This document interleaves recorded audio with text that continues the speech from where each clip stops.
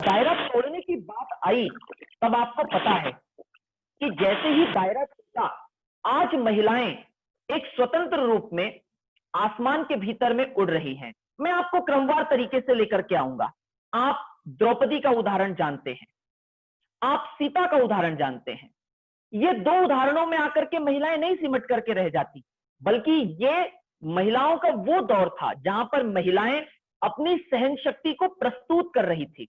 द्रौपदी ने सहन शक्ति को प्रस्तुत की कि मां को बोला गया, बेटे ने बोला कि मां हम कुछ लेकर के आए हैं। क्या कोई एक महिला कुछ हो सकती है? महिला को कुछ यानी वस्तु में तो हम नहीं कह सकते। भैया किसी ने कहा दरवाजे पर मां हम कुछ लेकर के आए हैं, मां की आदत थी, उन्हें लगा कि भाई भोजन लेकर के आए हो, जाओ आपस में बांट लो। कुंती ने कह दिया कि भाई तुम एक काम करो, आपस में बांट लो, और आपस में बांटने के लिए बाहर आकर के देखी तो वहां द्रौपदी खड़ी थी और 5 पुरुषों के रूप में, 5 पतियों के बीच में उन्होंने एक महिला को बांटने का जो जबान दे दी थी, एक महिला ने, वो एक महिला के दर्द को समझे बिना उन्होंने कह दिया कि बांट लो। मुझे ये समझ में नहीं आता कि यदि वो अपनी जबान से पीछे हो जाती तो क्या हो जाता। क्या उन्हें महिला का दर्द नहीं पता था कि एक महिला 5 पुरुषों के बीच में किस तरह से जीवन यापन करेगी? बात को और आगे लेकर के जाते हैं। जब सीता और राम के बीच का वो संवाद हो रहा था कि तुम अग्निदेव के पास सुरक्षित रहोगी, तो राम को ये विश्व को बताना चाहिए था कि जो सीता की अग्नि परीक्षा हो रही है, वो अग्नि परीक्षा सीता अग्निदेव के पास में रखी गई है, वहां से वो वापस ले रहे हैं, ना कि सीता की पवित्रता की परीक्षा हो रही है। राम को शायद ये बताना चाहिए था, उन्होंने सिर्फ लक्ष्मण को बताया, ना किसी और को। बात आगे बढ़ती है, मीरा के रूप में आती है। मीरा को आप और हम सारे लोग जानते हैं, अच्छी तरह से पढ़ा हुआ है।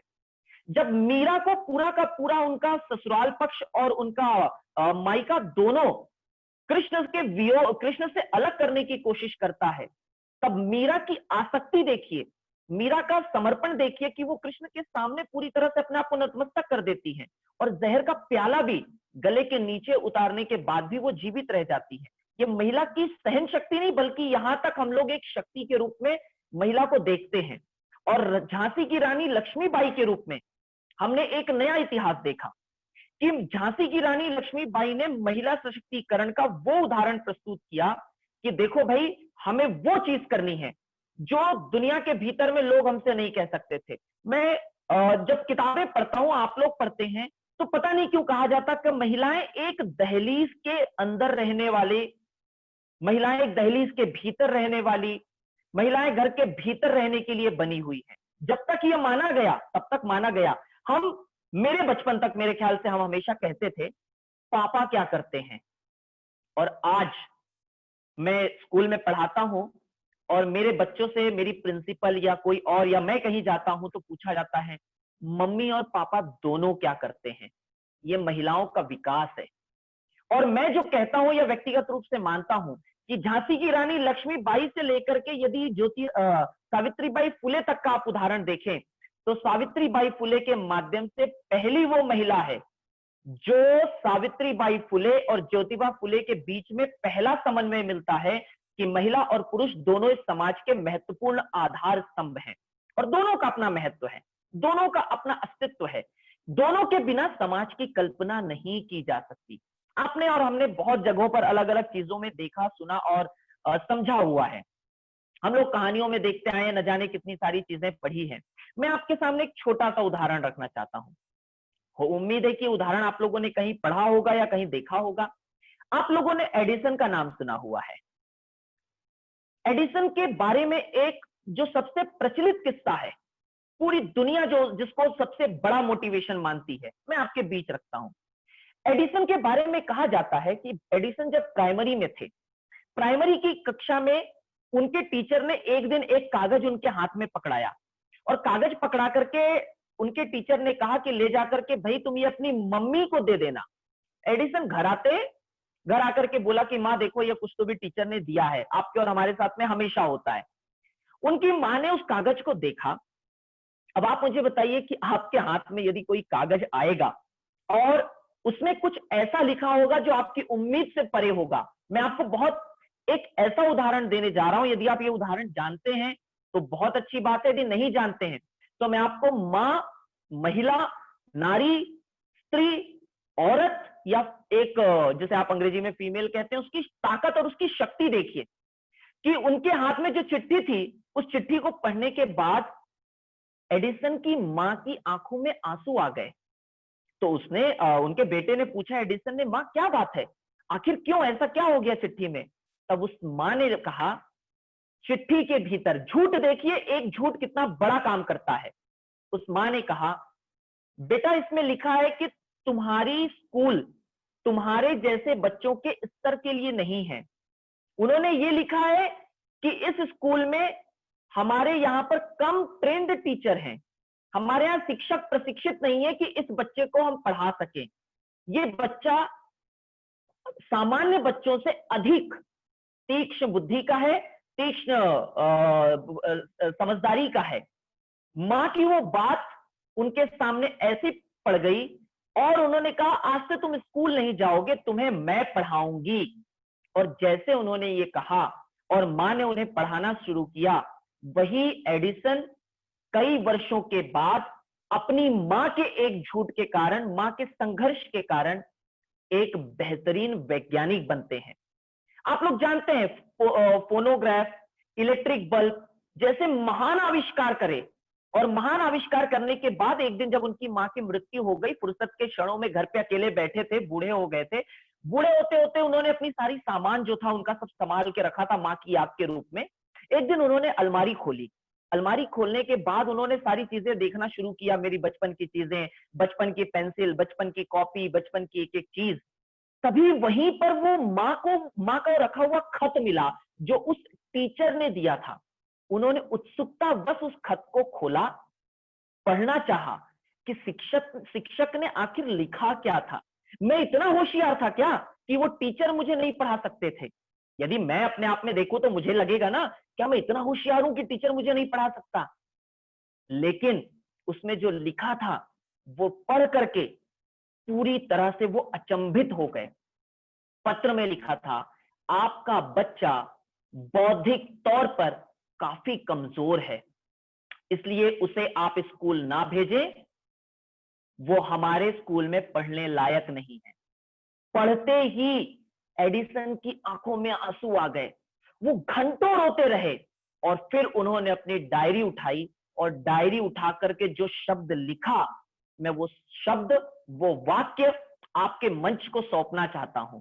उनकी डायरी का कोट है ये, एक मां ने बौद्धिक तौर पर काफी कमजोर बच्चे को सदी का महान वैज्ञानिक बना दिया। मैं दोबारा रिपीट कर रहा हूं, उन्होंने अपनी डायरी में लिखा, एक मां ने बौद्धिक तौर पर काफी कमजोर बच्चे को सदी का, पूरी सेंचुरी का सबसे बड़ा और महान वैज्ञानिक बना दिया। ये शक्ति केवल एक मां के पास है। आप जिम्मेदारी के साथ कह सकते हैं कि मां जीवन की वो सबसे बड़ी धरोहर होती है जिस धरोहर के बिना हमारी और आपके जीवन की कल्पना नहीं की जा सकती। मां के रूप में, महिला के रूप में, पत्नी के रूप में, बहन के रूप में, प्रेमिका के रूप में, मैं एक एक रिलेशन आप लोगों के सामने रखना चाहता हूं, एक एक रिश्ता। लेकिन इससे पहले कि मैं उस रिश्ते पर आऊं, आप सभी उस रिश्ते में बंधे हैं। सिर्फ ईमानदारी के साथ, भले ही मैं उम्र में आपसे बहुत छोटा हूं, लेकिन जो चीजें देखी है, समझी है, मुझे लगता है कि महिला को वो सम्मान और वो रिस्पेक्ट इसलिए नहीं मिला क्योंकि महिलाओं ने कभी उसे मांगा ही नहीं। मैं आपको जिम्मेदारी के साथ बता रहा हूं, सुबह से लेकर शाम तक, दोपहर तक शायद ऑनलाइन क्लासेस व्यस्त रहता हूं, घर में बाकी काम रहते हैं या इस प्रकार के सेशन हो जाते हैं। मैं खुद अपना एग्जाम्पल बताता हूं कि यदि मेरी पत्नी किचन में काम कर रही है, बच्चे को संभाल रही है और सोफे पे जाके अकेली बैठी मोबाइल देख रही है या चुपचाप इस तरीके से बैठी है, मैंने कभी पूछने की कोशिश की क्या, क्यों, क्या हो गया, इतनी गुमसुम शांत क्यों बैठी हो? जिस महिला ने बच्चे का ख्याल रखा, पति का ख्याल रखा, ससुर का ख्याल रखा, देवर का ख्याल रखा, ननद का ख्याल रखा, सबका ख्याल रखा, लेकिन उस महिला को जब जरूरत पड़ी तो उसको पूछने वाला कोई नहीं था, उसके मन के भाव को जानने वाला कोई नहीं था। ये वो बात है जो आप अकेले में बैठकर यदि महसूस करें, आपके साथ कई बार होता होगा, आप थके हुए हैं, आपकी थकान को पूछने वाला घर में कभी कोई मिला? मैं ईमानदारी के साथ कह रहा हूं, मैंने पत्नी को पूछकर शायद ही पलट करके कभी देखा हो, यानी कभी कभी तो देख लेते हैं कि भाई चलो ठीक है, मस्करी के लिए, उनका मूड अच्छा करने के लिए, लेकिन क्या हम लोग आम तौर पर करते हैं? आप देखिए, एक महिला के रूप में यदि घर का पुरुष शांत बैठ जाए, बच्चा शांत बैठ जाए, औरत या महिला या बहन या पत्नी, इवन प्रेमिका, आप कॉलेज के भीतर यदि बहुत शांत बैठे हो, गुमसुम हो, वो खुद आके पूछेगी क्यों भाई, क्या हो गया भाई, मतलब कि वो वाला भाई नहीं, वो बोलेगी भाई क्या हो गया, ये बोलचाल वाला भाई, ठीक है, वो बोलेगी क्या हो गया आज, इतनी छेड़छाड़ मस्ती करने वाला लड़का आखिरकार। ये मत समझिए कि मेरे साथ में ऐसा घटा हुआ है, ठीक है, मैं आपके साथ में एक पहले जीवित उदाहरण आपके साथ शेयर करता हूं। मैं एक सत्र ले रहा था, सेशन लिया, लाइव था, 1.5 साल पहले की बात है, 2018 की या 18 की बात है।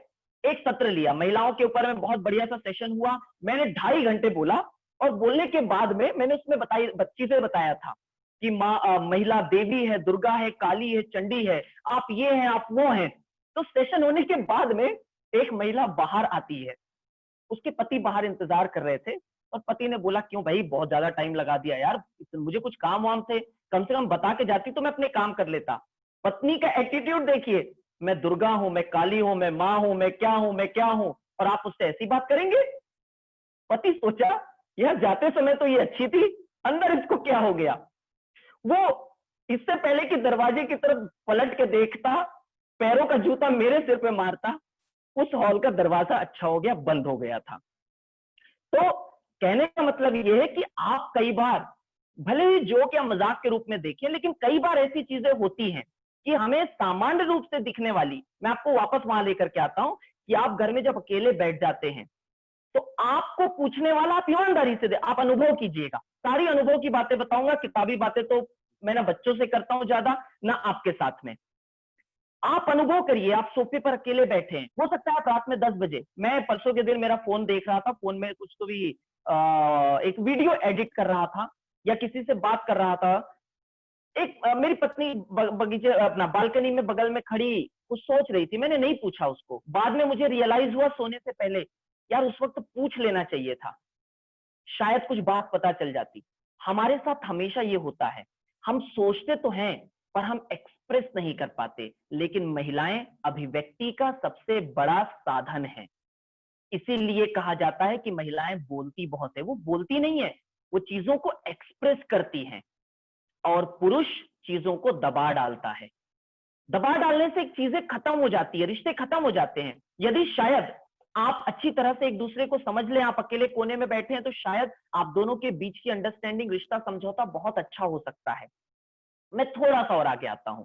आपने एडिसन का उदाहरण देखा, आपने दूसरा देखा, आप ये बताइए कि आपको खुद को अनुभव आएगा कि आपको पहले एक दहलीज के भीतर लांग कर, एक बांध करके रखा था। मैं जब बच्चों को पढ़ाता हूं, मेरे बच्चे हमेशा कहते हैं कि सर ये दहलीज के भीतर ही क्यों?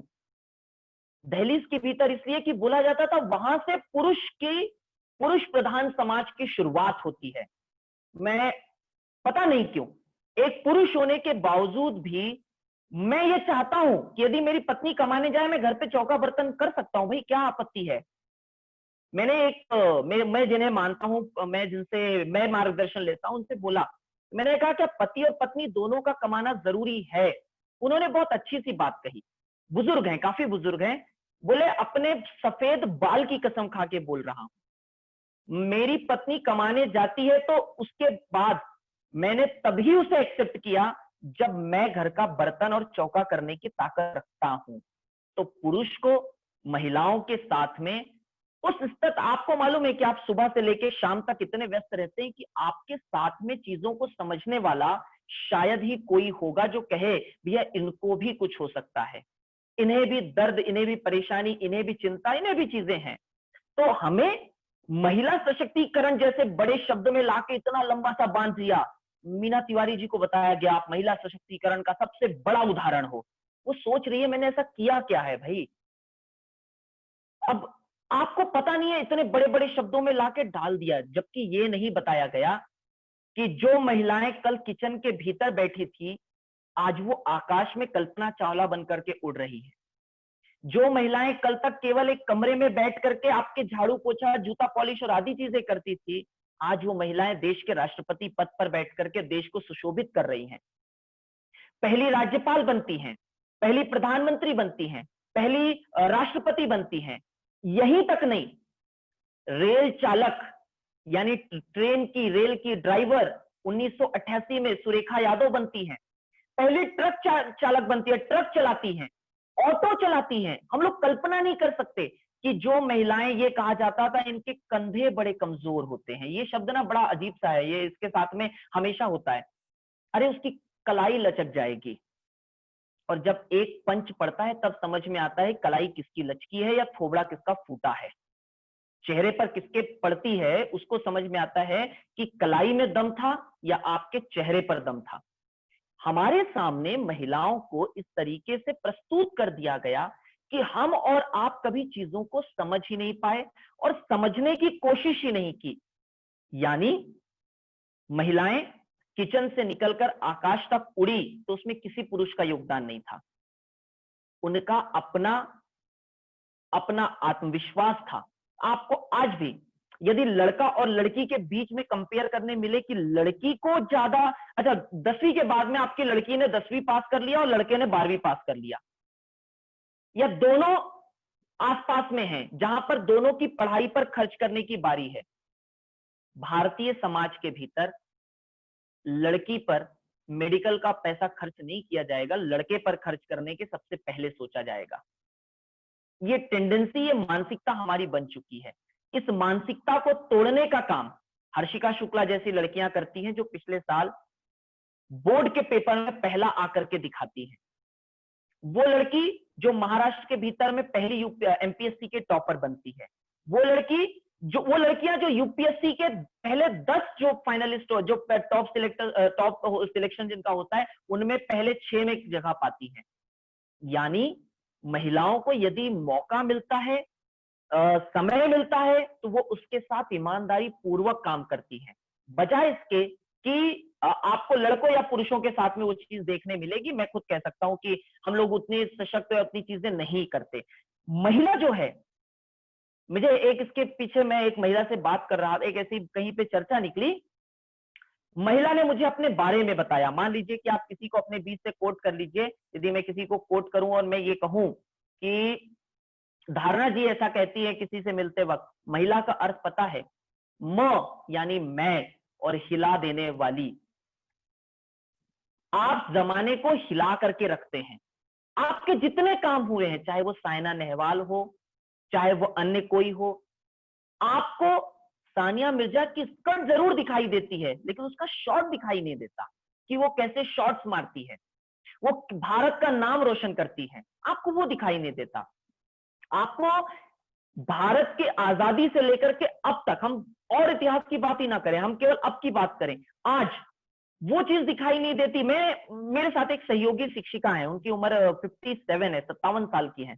मैं और वो दो ही एक डिपार्टमेंट में, एक विभाग में है। मैं अभी ऑनलाइन क्लासेस शुरू है, मैं उनको एक चीज पूछता हूँ।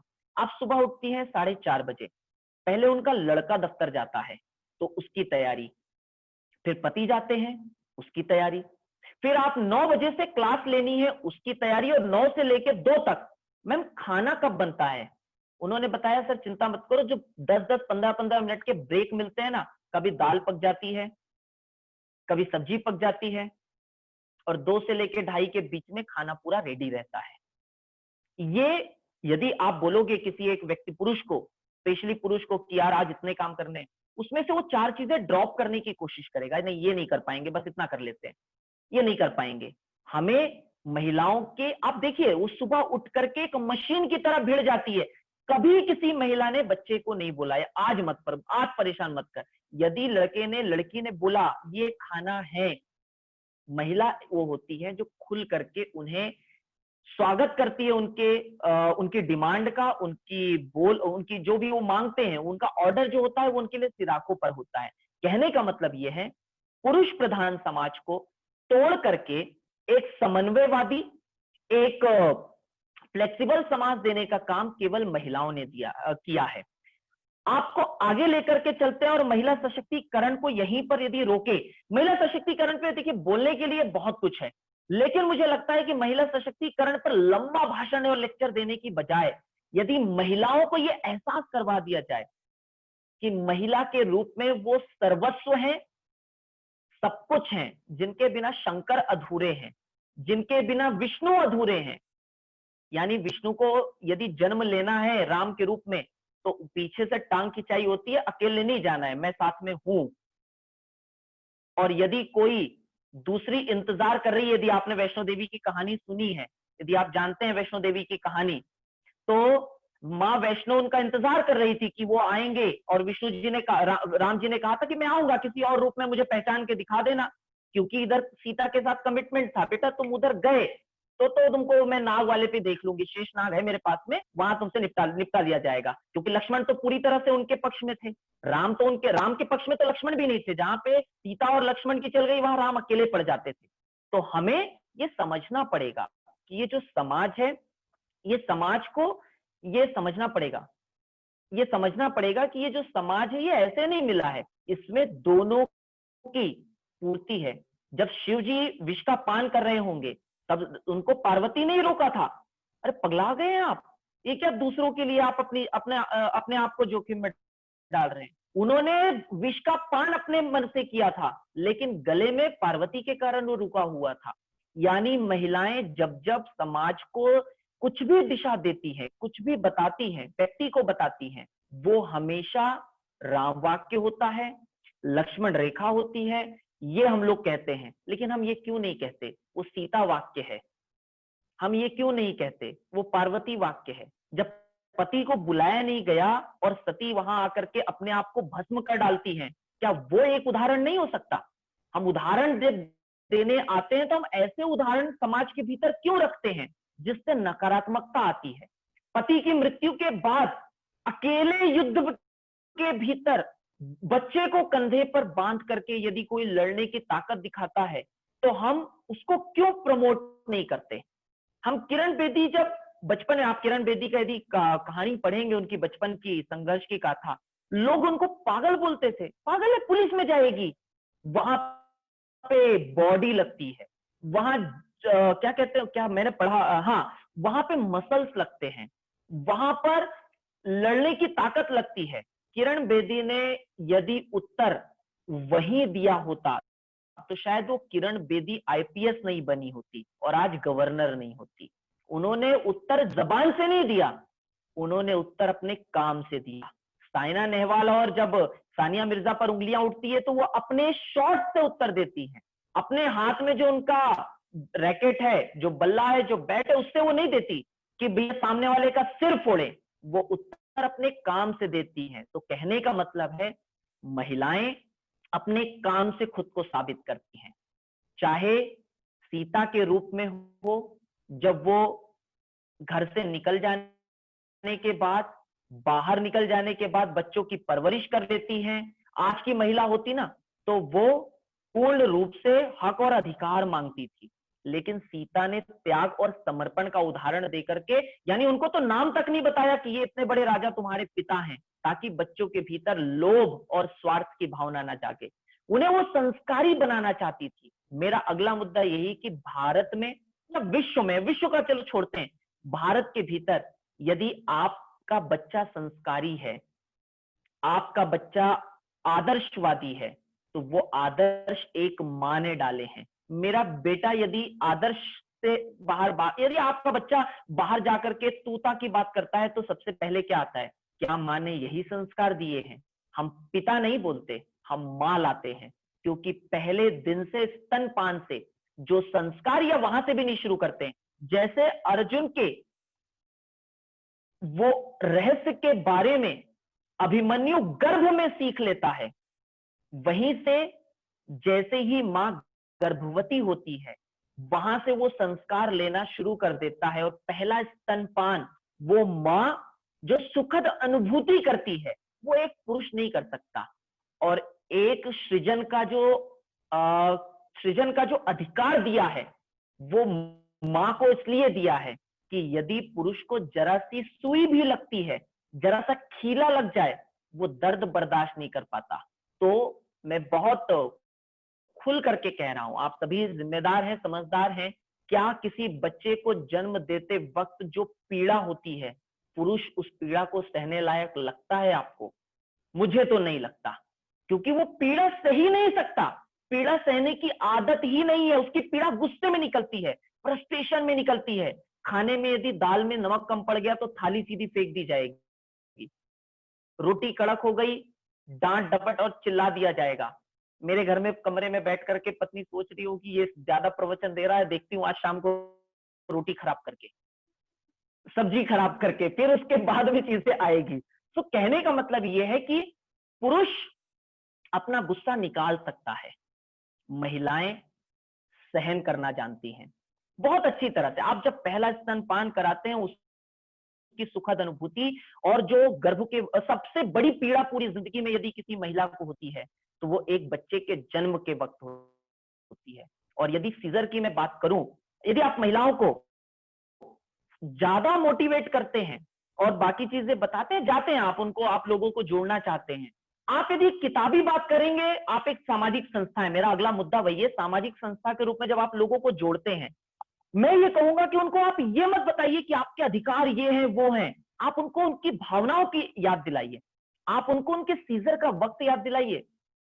क्या कोई पुरुष इस तरीके का सीजर करवाने के लिए, यानी अपना पेट, अपना गर्भ, उसमें चीरा लगवाए, चीरा लगवाने के लिए, शरीर को तकलीफ देने के लिए क्या कोई कर सकता है कुछ?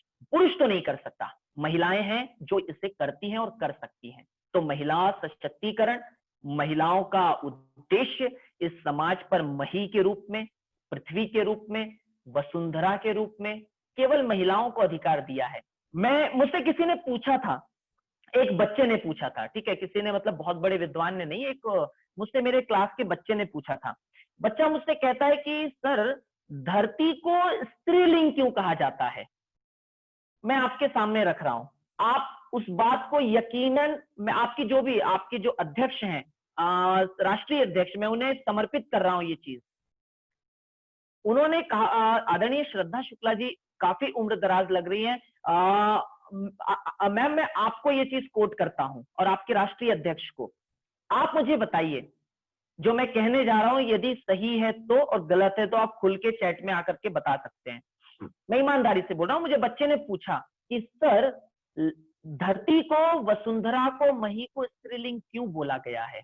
मैंने एक ही चीज कही, जब आप उस पर चलते हैं, आप उस पर थूकते हैं, आप उस पर मल विसर्जन करते हैं, आप उस पर न जाने कितने बड़ी बड़ी बिल्डिंगें खड़ी करते हैं, वो सहन शक्ति क्या किसी पुरुष के पास हो सकती है जो एक महिला के पास है?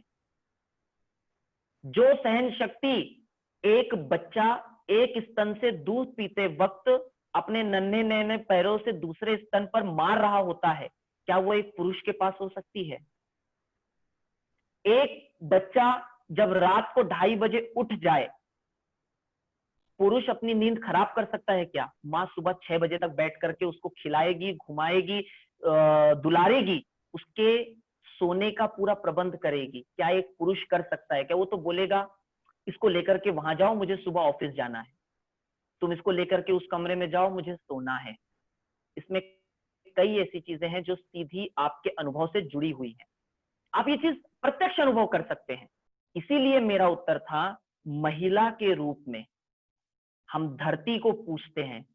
एक पिता के ऊपर जैसे ही बेटा या बेटी, छोटी बच्ची या बच्चा होता है, सुसु कर दे, पॉटी कर दे, आप तुरंत उसको उठा के दूर फेंक देने का भाव आता है। आप लोग देखे होंगे, अरे इसको ले लो जी, इसने मेरे ऊपर सुसु कर दिया, छी छी छी। हमें स्मेल आती है, हमें बदबू आती है। माँ उस बदबू को, उस पॉटी कहिए, आप लेटरिन कहिए, आप उसे पेशाब कहिए, वो कभी घिन नहीं करती, वो कभी घृणा नहीं करती, वो खुशी खुशी साफ करती है, क्योंकि उसका अपना उसका एक अपना आनंद है, और वो आनंद करोड़ों और अरबों रुपए देकर नहीं पूरा किया जा सकता। ये एक महिला होने का सबसे बड़ा अनुभव है जो पुरुषों के पास में नहीं है। पुरुषों को, यानी इससे मैं यदि कहूं तो जेलस होना चाहिए कि महिलाओं और उनके बीच में क्या है। तो उनके पास में सहन शक्ति है जो पुरुष वर्ग के पास कदापि नहीं है। तो महिला के रूप में चाहे आप अमीर हो, गरीब हो, काले हो, गोरे हो, आप जो भी हो, एक बच्चे के लिए आप सिर्फ माँ होते हैं, एक पति के लिए आप सिर्फ पत्नी होती हैं, एक भाई के लिए आप बहन होती हैं, एक देवर के लिए आप भाभी होती हैं, और ये जितने रिश्ते हैं ये सब पवित्र रिश्ते होते हैं। ये सारे निस्वार्थ होते हैं जहां पैसा, कद, रूप, सौंदर्य नहीं आता। इसलिए एक महिला के रूप में मेरा व्यक्तिगत रूप से ये मानना है कि हमें केवल और केवल सम्मान अपना करना चाहिए। दुनिया में दूसरे लोग सम्मान करें उतनी परवाह नहीं करनी है। हम अपना सम्मान जब करना सीख जाएंगे, मुझे ये लगता है कि हम लोगों के सामने खुद अपने आप को उस तरीके से प्रस्तुत करने लगेंगे। मुझे उम्मीद है कि ये जो अब तक बातें मैंने की, ये सारी प्रैक्टिकल हैं। आप जो लाइफ में, जिंदगी में बाहर देखते हैं, ये सारी वहीं से आई हैं। इसमें कोई किताबी बातें और किसी चीज की कुछ नहीं। कारण ये है कि जब आप समाज सेवी संस्था के रूप में काम करते हैं और आपको ये 15 राज्यों के भीतर करना है, आपको राष्ट्रीय स्तर पे काम करना है, आपको स्टेट लेवल पे काम करना है, आपको जिला स्तर पे काम करना है, तो आप महिलाओं को जब जोड़ने जाएंगे तो महिलाओं को जोड़ते वक्त तो उस एक व्यक्ति को नहीं जोड़ रहे हैं, आप एक महिला को नहीं जोड़ रहे हैं, आप उसके पूरे परिवार को जोड़ते हैं। क्योंकि कहीं कोई व्यक्ति पुरुष जुड़ेगा ना तो वो इंडिविजुअल जुड़ता है, लेकिन महिला जुड़ती है ना तो उसके साथ उसका पति भी जुड़ता है, उसके बच्चे भी जुड़ते हैं। मेरी एक पहचान की दीदी है, वो समाज सेवी संस्था में है। वो जैसे घर आती है ना तो उनका बच्चा पूछता है, मम्मी आज क्या हुआ मीटिंग में। वो पूछना चाहता है, पापा से नहीं पूछता, पापा क्या हुआ आज मीटिंग में, माँ से पूछता है। और माँ उसे बताती है, पता है मीना दीदी ने ऐसा बोला था, फिर उस पर श्रद्धा जी ने उनको उत्तर दिया, फिर वो धारणा जी और दोनों के बीच में अच्छी खासी बहस होने लग गई। फिर वो पूछता है, माँ आपने क्या बोला। कुछ नहीं, मैं तो उन दोनों को देख रही थी और बाद में दोनों के बीच समझौता करवाई और बहुत अच्छी सी मीटिंग हो गई। ये केवल महिला कर सकती है, क्योंकि आप परिवार को जोड़ रहे हैं। आप पुरुषों के साथ में देखेंगे वो परिवार के साथ नहीं जुड़ते, वो इंडिविजुअल जुड़ते हैं। लेकिन महिलाएं जब आपके साथ जुड़ेंगी तो आपका संस्कार उनके पास जाएगा, उनका संस्कार आपके पास आएगा, उनके बीच की बातें आप तक आएगी, आपकी बातें उन तक जाएगी। इसीलिए एक सामाजिक संस्था के रूप में आप लोगों की अधिक जिम्मेदारी है कि जब भी आप जोड़ेंगे लोगों को तो जोड़ते वक्त दो चीजों का ख्याल रखें कि आप जब उनके परिवार को जोड़ते हैं तो महीने में नहीं, 2 महीने में कम से कम एक बार उनके परिवार के बीच जाइए, उन्हें अपने परिवार के बीच बुलाइए, और उसके बाद जो संस्कारों का और आदि चीजों का आदान प्रदान होगा ना, आप यकीन मानिए, मैं ये चीज अनुभव कर चुका हूं और करवा चुका हूं कि आप जब परिवार परिवार जोड़ते हैं तो आपकी ताकत नंबर्स में नहीं बढ़ती, आपकी ताकत भावनाओं में बढ़ती है। आप एक दूसरे के साथ इस तरीके से जुड़ते हैं कि आप एक दूसरे के लिए हर परिस्थिति में, अभी लॉकडाउन का पीरियड है, कोरोना था, एक समाज सेवी संस्था की कुछ दीदी को मैं जानता हूं, कुछ बहनों को और दीदी को मैं जानता हूं, आप यकीन नहीं करेंगे, उनकी संस्था में जितने लोग जुड़े थे, कुछ गरीब थे, कुछ अन्य स्तर के थे, उन्होंने एक दूसरे के घर से रोटी तक का आदान प्रदान किया है। ये पुरुषों के बीच में नहीं हो सकता, ये महिलाओं के बीच हो सकता है, क्योंकि वो चीजों को जानती हैं, समझती हैं और अच्छी तरह से प्रस्तुत कर सकती हैं। मुझे नहीं लगता कि आज तक आत्मरक्षा की बात महिलाओं को व्यक्तिगत रूप से समझ में क्यों नहीं आती, क्योंकि महिलाओं को आत्मरक्षा की आवश्यकता ही नहीं है। वो अपने आप में काबिल हैं, अपने आप में सक्षम हैं। आज आप देखिए, मैं जिस प्रोफेशन में हूं, सबसे ज्यादा महिलाएं हैं। यानी उनके बीच में कई बार मुझे लगता है कि यहाँ तो अपन ऑड मैन आउट हैं, यहाँ पे ऐसा लगता है कि, लेकिन उनके बीच में जब आप उठते हैं, बैठते हैं, चीजों को समझते हैं। इसीलिए महिलाओं के बारे में चीजें समझ में आई, क्योंकि स्टाफ रूम में 10 महिलाएं होती हैं, 3 पुरुष होते हैं, कई सारी चीजें सुनने मिलती है, और उनके बीच से जो निचोड़ निकल करके आता है ना, वो ये सारी चीजें होती है। वो घर की बातें आपस में जब 3 महिलाएं शेयर करती है ना, तो वो केवल गॉसिप नहीं होता, चर्चा नहीं होती और चुगली नहीं होती, वो सुख और दुख का आदान प्रदान भी होता है, क्योंकि घर पर उनको सुनने वाला नहीं है। इसलिए आप जो परिवार बना रहे हैं, उस परिवार के भीतर उनको कोई एक सेशन लीजिए, उनको बिठा के सिर्फ बातें करवाइए, आप देखिए कि इसका सकारात्मक असर कितना पड़ेगा। क्योंकि उनका बच्चा बड़ा हो गया है, वो बोलता है, मम्मी बोर मत करो, पति व्यस्त हैं, यार तुम उधर जाओ मुझे काम करने दो। ससुर टीवी में मस्त हैं, उनको सुनने वाला कोई नहीं है। इसलिए आप एक संस्था के रूप में जब जोड़ते हैं तो उनको बुलाइए, एक जगह बिठाइए और बिठा करके बोलिए कि भाई आज हम सिर्फ खुल करके एक दूसरे के सुख दुख भी बहुत बड़ा शब्द है, हम लोग आज चलो मिलकर बात करते हैं। चलिए बताइए कि आज आपके घर पर क्या हुआ।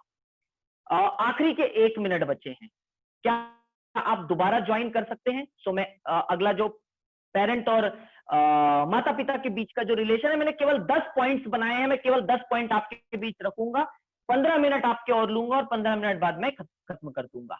और यदि जिनको बोर हो रहा होगा तो मैं ईमानदारी से बता रहा हूं, आप बिल्कुल ज्वाइन ना करें, ठीक है? यदि आपको ऐसा लगता है तो ठीक है, यदि आपकी अध्यक्ष बाद में आपको डांटती है तो वो उसकी जिम्मेदारी आपकी खुद की होगी, ठीक है? चलिए मैं इसे बंद कर रहा हूं, आप दोबारा ज्वाइन करिए, ठीक है? Thank you.